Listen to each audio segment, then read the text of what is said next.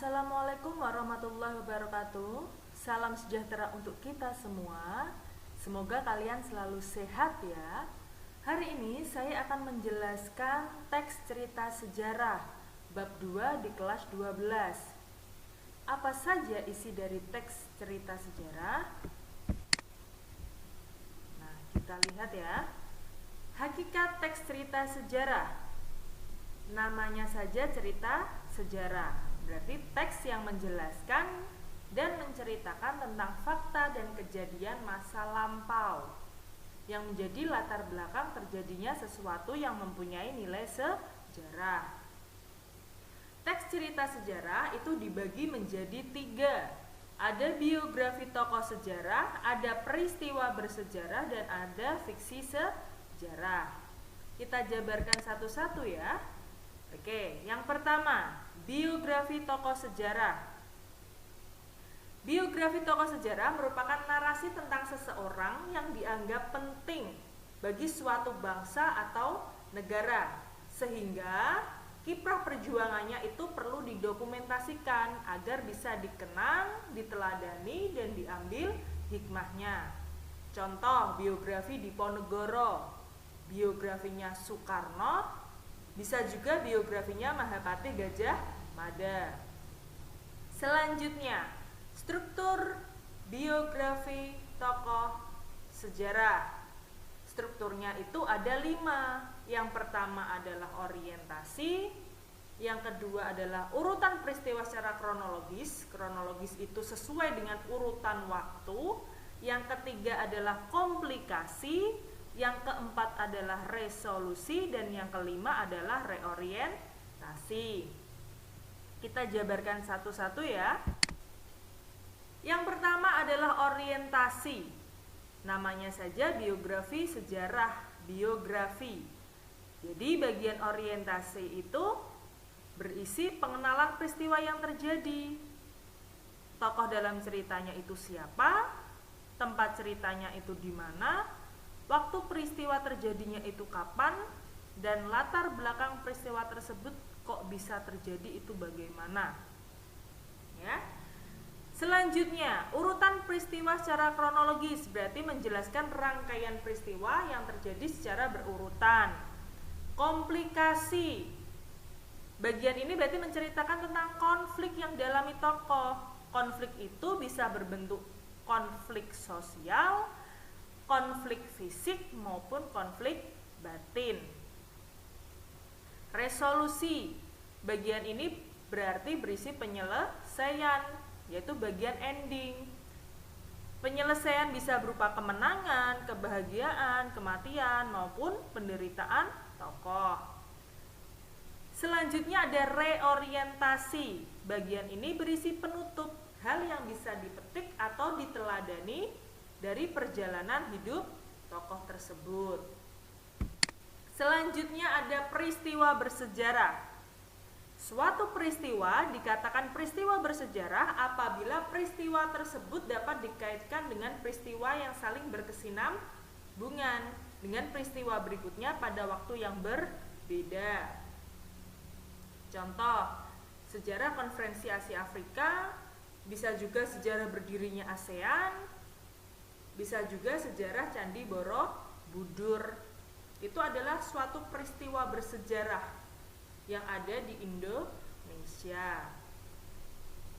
Struktur peristiwa bersejarah itu ada 3 strukturnya. Yang pertama adalah orientasi, yang kedua bagian tengah, yang terakhir adalah bagian akhir atau penutup. Mari kita jabarkan satu-satu. Orientasi. Bagian ini berisi pengenalan objek yang menjadi fakta atau peristiwa sejarah. Bisa berupa benda atau peristiwa dan apa latar belakang penyebabnya. Misalnya, menjelaskan mengenai Candi Borobudur dan apa latar belakang penyebab berdirinya Candi Borobudur. Misalnya seperti itu. Bagian tengah. Bagian ini mengungkapkan proses atau peristiwa secara kronologis sesuai urutan waktu atau kasualitas, yaitu hubungan sebab akibat dari perkembangan objek sejarah dari peristiwa awal, lanjutan, kemudian peristiwa akhir. Ya. Sekarang bagian akhir atau penutup. Bagian ini berupa penutup yang berisi simpulan atau menekankan tentang arti, makna yang memiliki hikmah pada masa kini dan masa yang akan datang. Bagian ini bersifat opsional, boleh ada, boleh tidak. Selanjutnya ada fiksi sejarah. Namanya juga fiksi. Fiksi itu hanya rekaan hasil imajinasi. Apakah semua rekaan? Belum tentu, karena di dalamnya kalau namanya fiksi sejarah itu harus ada faktanya. Ya, ada tokoh sejarah sebagai dasar penulisannya. Fakta peristiwa atau tokoh sejarah tersebut diolah dan digabung dengan hasil imajinasi penulis sehingga melahirkan sebuah fiksi sejarah. Contoh, ada Sang Pencerah karya Akmal Naseri Basral, ada Naga Sasra Sabu Inten dan Api di Bukit Menoreh, ada juga Misteri Gunung Merapi. Ya, Misteri Gunung Merapi itu dulu menjelaskan mengenai kerajaan Mataram. Struktur fiksi sejarah ada bagian awal, bagian tengah, bagian akhir. Kita jabarkan ya. Struktur fiksi sejarah itu memang dibagi menjadi 3, tapi bagian awal, bagian tengah, bagian akhir itu hampir sama dengan struktur fiksi pada umumnya. Contoh, bagian awalnya itu ada abstrak, ada orientasi, ada peristiwa awal. Abstrak itu informasi singkat tentang apa yang ingin diceritakan. Orientasi atau pengenalan yaitu pengenalan tokoh dan latarnya di mana. Entah itu latar tempat, waktu maupun suasana. Yang ketiga ada peristiwa awal.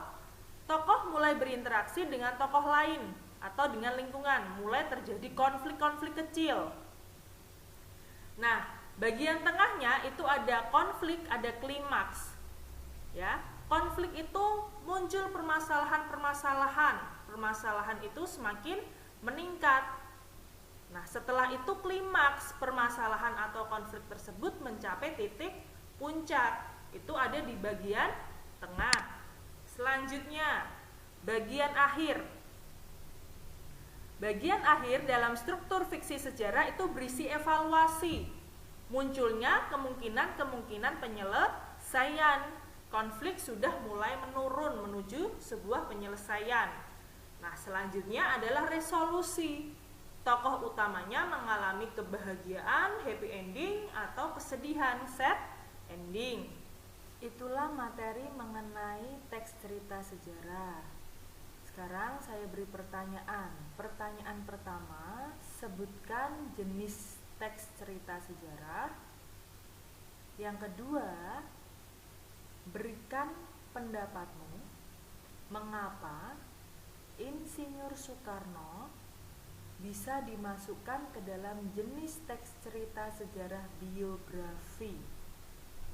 Ingat, masing-masing pendapat anak tidak mungkin sama. Jadi, jika ada pendapat yang sama, berarti peserta didik yang awal mengerjakan itu yang saya anggap betul. Ya, berarti yang lain hanya mengikuti. Itu pun kalau memang kalimatnya sama.